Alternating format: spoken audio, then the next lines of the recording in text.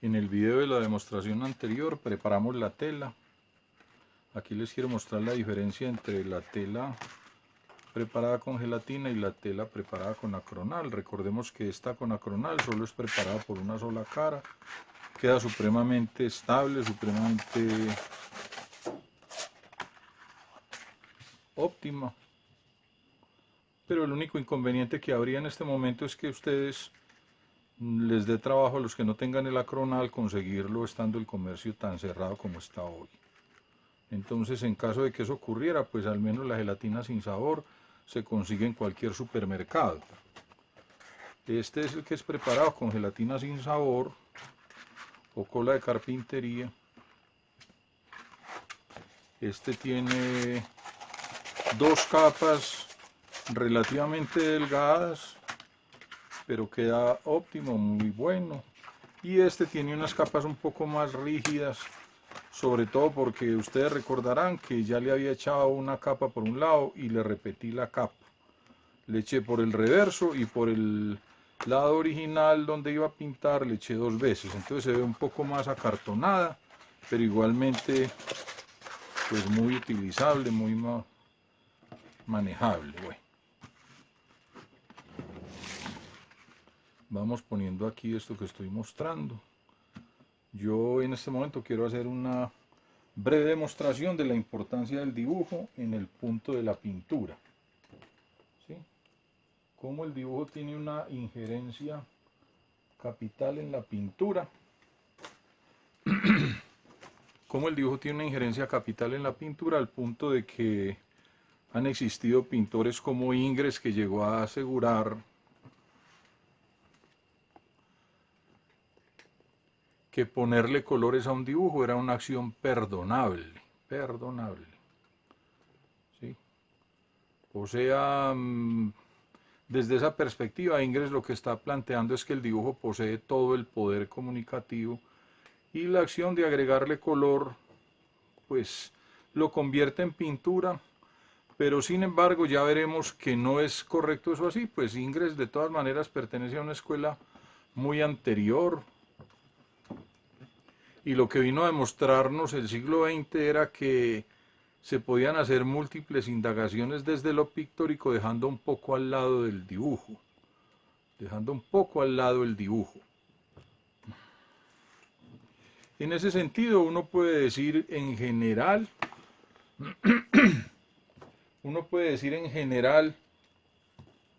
que pintores de la importancia de Jackson Pollock, de Francis Picabia, de Kandinsky, de Koning, de Cézanne incluso, de Yves Klein, de Marcel Duchamp, si consideramos el aspecto de los aportes que Duchamp hizo a la pintura, uno puede decir en general que todos ellos son dibujantes mal desarrollados, ¿no? Es decir, ninguno de estos autores que acabo de nombrar tiene una importancia dentro del mundo del dibujo, aunque sí dentro del mundo del arte y del mundo de la pintura, ¿sí?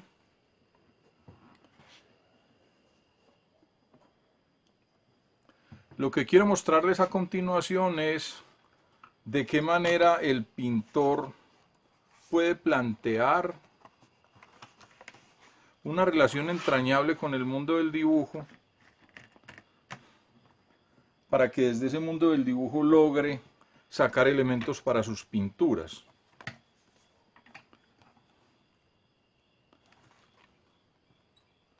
Entonces, aquí les estoy presentando pues la relación con el dibujo desde una acción cotidiana que se realiza en una libreta que el autor carga y en la que escribe asuntos, ¿sí? Y realiza bocetos de toda clase. Bueno.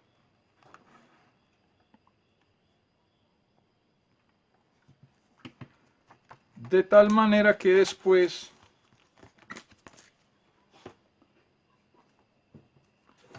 simplemente ese autor va a coger su carpeta y la va a revisar cuidadosamente y va a decidir cuáles de esos trazos que ha ejecutado ahí le parecen más equilibrados, no sé qué palabra utilizar.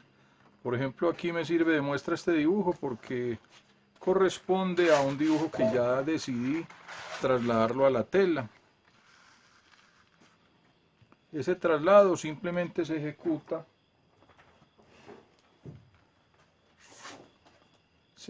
a través de un acetato con una cuadrícula, de manera que estos cuadrados pequeños yo los convierto en los cuadrados grandes que están trazados con la línea un poco más gruesa. Entonces, mientras yo tengo aquí 1, 2, 3, 4, 5, 6 cuadrados pequeños, aquí tengo 1, 2, 3, 4, 5, 6 cuadrados grandes. ¿Sí? Entonces, de esa manera yo traslado el dibujo a la superficie donde voy a meterme en el proceso de convertirlo en pintura. Entonces, este es un momento relativamente reciente. Estos son de los últimos dibujos que yo he venido realizando. Este también lo tengo planteado para convertirlo en cuadro. Ahora les quiero mostrar otra indagación que realicé en dibujo. Este fue otro procedimiento muy diferente. Se trata simplemente de un papel en blanco sobre el cual no se traza con un lápiz, sino que se traza con un borrador impregnado de grafito. Es decir, la suavidad del borrador permite que el grafito se desplace haciendo unos trazos anchos, haciendo unos trazos gruesos que conforman la estructura de los dibujos. Este, por ejemplo, también lo estoy utilizando para uno de los cuadros. Perdón que esto está como tan... unos para un lado, otros para otro. ¿Sí? Entonces yo les estoy mostrando ahí. Esta es otra época gráfica. Lo que yo quiero plantear con esto es que de alguna manera cada momento dibujístico en un autor carga como unas connotaciones de similitud, gracias a las cuales cada época se conforma como algo muy particular, de tal manera que al cambio de año, al cambio de época, no sé cómo calificarlo temporalmente, esa disposición para el trazo cambia la rítmica, cambia la técnica, cambia las inquietudes del autor, etcétera, etcétera. Entonces todo esto fueron una serie de dibujos realizados para construir con ellos unas pinturas digitales que fueron expuestas en la Alianza Francesa de Manizales.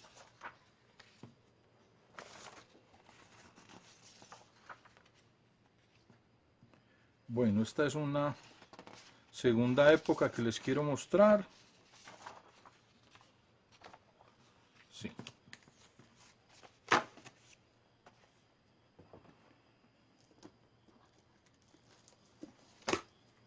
Ahora les quiero mostrar otro momento que es anterior a este, en el cual simplemente sobre un papel firme, voy a retirarlos de esta bolsa para evitar un problema con el brillo de ese plástico.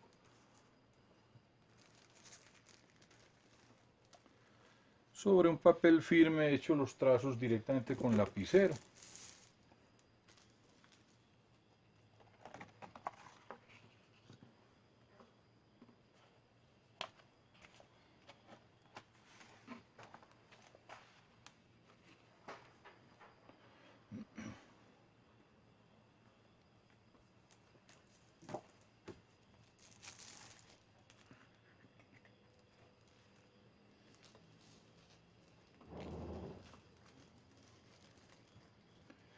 Lo que sí resalta en todo este procedimiento es la decisión gráfica de no partir nunca de fotografías, de no partir nunca de bocetos previos hechos a lápiz. Todos estos dibujos son realizados directamente sobre el papel, sin una intención previa, sin un argumento previo, sin un propósito previo distinto al del gozo de trazar. Yo simplemente en un momento dado me siento deseoso de hacer un dibujo y me pongo en ese trabajo y en alguna medida me olvido de qué es lo que estoy buscando, de qué es lo que me estoy proponiendo, y por una simbiosis de las particularidades de cada época, pues los dibujos salen con alguna relación uno con otro si son producidos en la época correspondiente. Como ya les decía, cuando uno pasa a otro momento,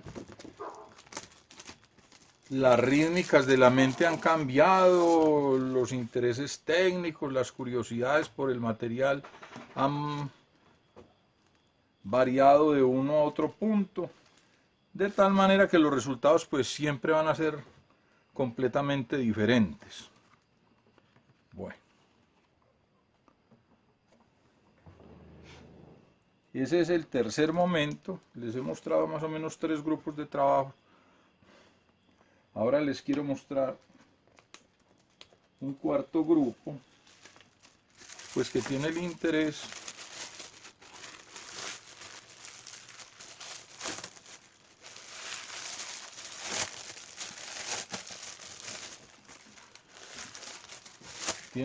de estar constituido por dibujos decididamente abstractos, ¿sí?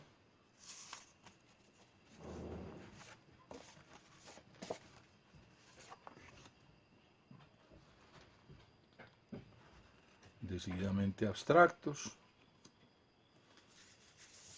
Hay una relación muy particular, una problemática muy particular con el dibujo abstracto, en el sentido de que de alguna manera él sí que exige la compenetración en una especie de pobreza gráfica. El dibujo abstracto exige una concentración extraordinaria alrededor de una limitante gráfica, de un empobrecimiento gráfico autoasumido.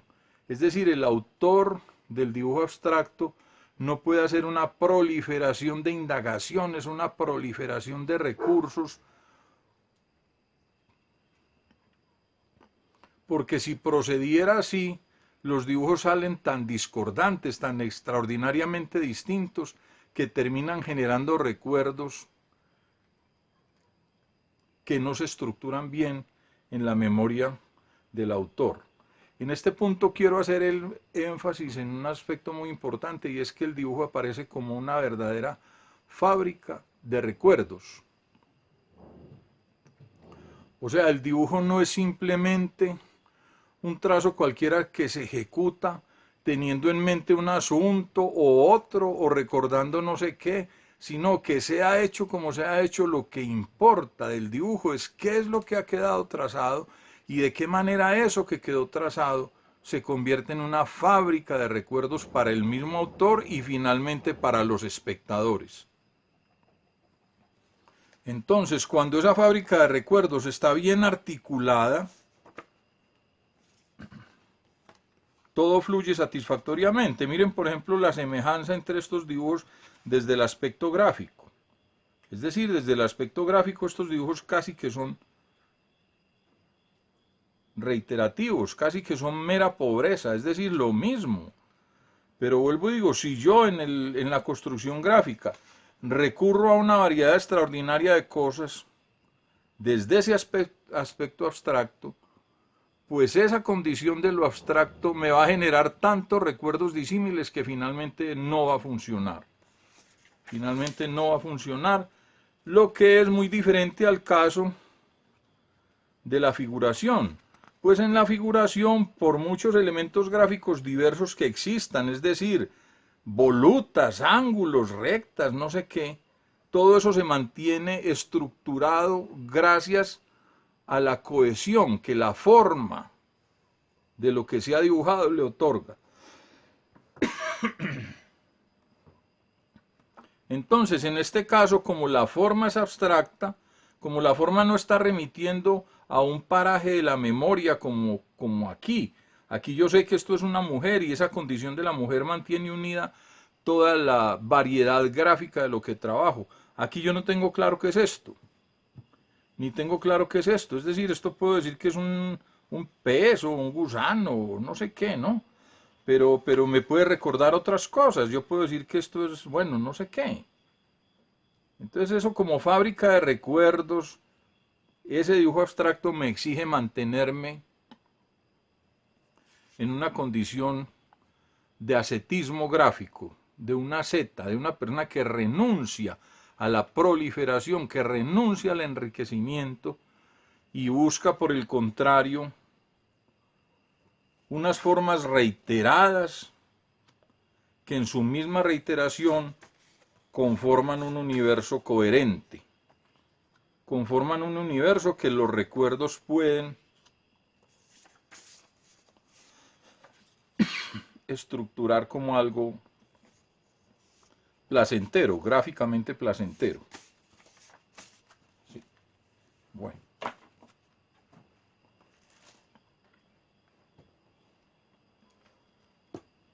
Esos son los 4 momentos gráficos que les quería presentar. Vuelvo y reitero, vuelvo a decir que todo esto es hecho más o menos improvisadamente, más o menos sin una premonición, sin un propósito claro, simplemente por el acto de cargar una libreta, de estar siempre en disposición, de que en cualquier momento de tiempo libre que haya deseos de trazar, se traza. Muchos de estos dibujos son hechos con extraordinaria velocidad. De pronto en estos hay un poco más de trabajo, pero les quiero mostrar algunos dibujos aquí que tomaron casi que escasísimos minutos. O sea, este dibujo, por ejemplo, fue hecho a lo máximo por ahí en unos 5 minutos. Este a lo máximo fue hecho por ahí en 3 minutos. Una vez que empecé a trazar, seguí sin tener ninguna claridad de dónde iba, para dónde venía, nada, sino simplemente siguiendo el gozo que el trazo iba conformando, hasta que en un momento dado me dije, me gusta el resultado, y detuve la cuestión. Bueno, entonces ya queda visto el mérito de las telas, queda vista la forma de pasar los dibujos a través de la cuadrícula, desde un papel pequeño, etcétera, a ese formato que estoy utilizando. Y solo pues me restaría hacer énfasis en ese aspecto de cómo yo estoy sugiriendo que el pintor debe ser un dibujante apasionado y que de alguna manera el dibujo se convierte en el verdadero campo de invención de la pintura, ¿sí? Eso no es una camisa de fuerza tampoco, porque vuelvo a decirlo, la historia del arte del siglo XX nos presenta extraordinarios pintores que fueron pésimos dibujantes, extraordinarios pintores que hicieron verdaderas revoluciones en el mundo de la plástica del siglo XX y que sin embargo como dibujantes lo hacían muy mal. Pero hubo otros casos distintos, como Pablo Picasso y Salvador Dalí, que fueron dibujantes muy solventes y que alrededor de una investigación con la gráfica de lo dibujado lograron enriquecer los procesos de sus intenciones pictóricas. No así, vuelvo a decir, el caso de Jackson Pollock, que era un dibujante nulo, el caso del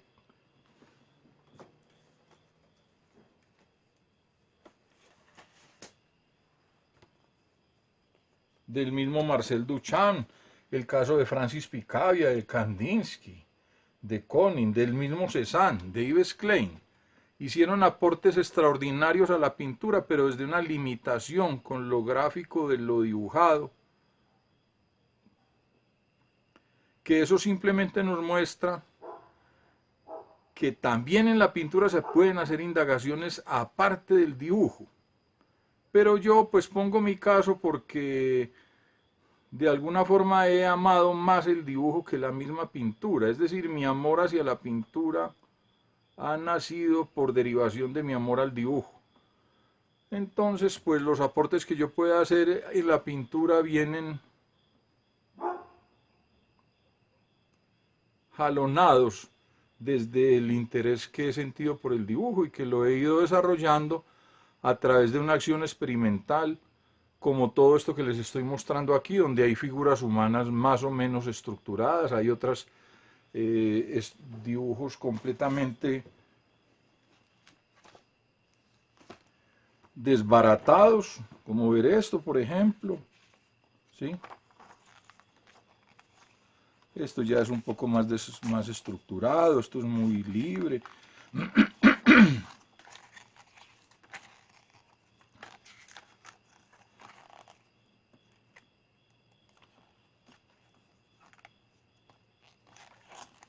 Esto, por ejemplo, este es un dibujo que también está dispuesto para un cuadro que estoy próximo a hacer. Este dibujo, la realización de este dibujo tomó unos 3 o 4 minutos y me parece de una expresión extraordinaria. Yo no tuve claro nada de lo que iba a hacer, ni me premedité nada, ni tuve un argumento de nada, simplemente empecé a trazar y a medida que iba trazando esta cara fue surgiendo como de una otra existencia, como de un otro mundo, no lo sé. Bueno, entonces esperaremos, luego compararé cómo queda el cuadro en relación a este dibujo. En todo caso, advirtiendo que cuando voy a hacer los cuadros no me voy a limitar a lo que Ingres decía, no me voy a limitar a lo que Ingres decía de ponerle colores a un dibujo. Es decir, la pintura no es ponerle colores a un dibujo. La pintura es una acción indagativa también, donde yo, si en un momento determinado tengo que transgredir lo que el dibujo me había presentado, pues lo haré. Porque el propósito finalmente es que desde la estructura que el dibujo da como invención, la pintura empiece a hacer sus primeros pasos, pero si en sus segundos pasos se hace imprescindible que la pintura tome rumbos diferentes a los del dibujo, pues deberá tomarlos porque el objetivo no es, vuelvo a decir, que construyamos un dibujo coloreado, sino simplemente que construyamos verdaderamente una pintura como acción creativa que nos produzca emociones en el aspecto de la expresión. Porque no sobra decirlo, recordemos que el objetivo central de este taller de pintura 3 es la expresión personal.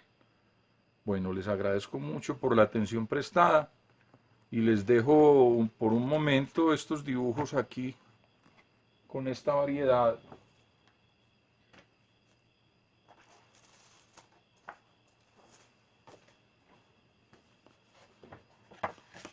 Solo para invitar a la reflexión de todo lo que el dibujo es capaz de estructurar a partir de un mismo autor. O sea, yo con esto no me siento incoherente, ni me siento confuso, sino que para mí esto simplemente obedece a épocas, a momentos de un interés gráfico que yo los dejo fluir con la libertad que el dibujo me va pidiendo y desde una indagación que para mí no cesa, no cesa. Bueno, les agradezco mucho la atención. Estas son las motivaciones para pasar a la escogencia de cualquier acción gráfica de cada uno de ustedes y trasladarla al formato donde van a empezar a ejercer ese proceso pictórico en el cual poco a poco nos iremos adentrando en este semestre. Les agradezco mucho la atención y hasta la próxima clase.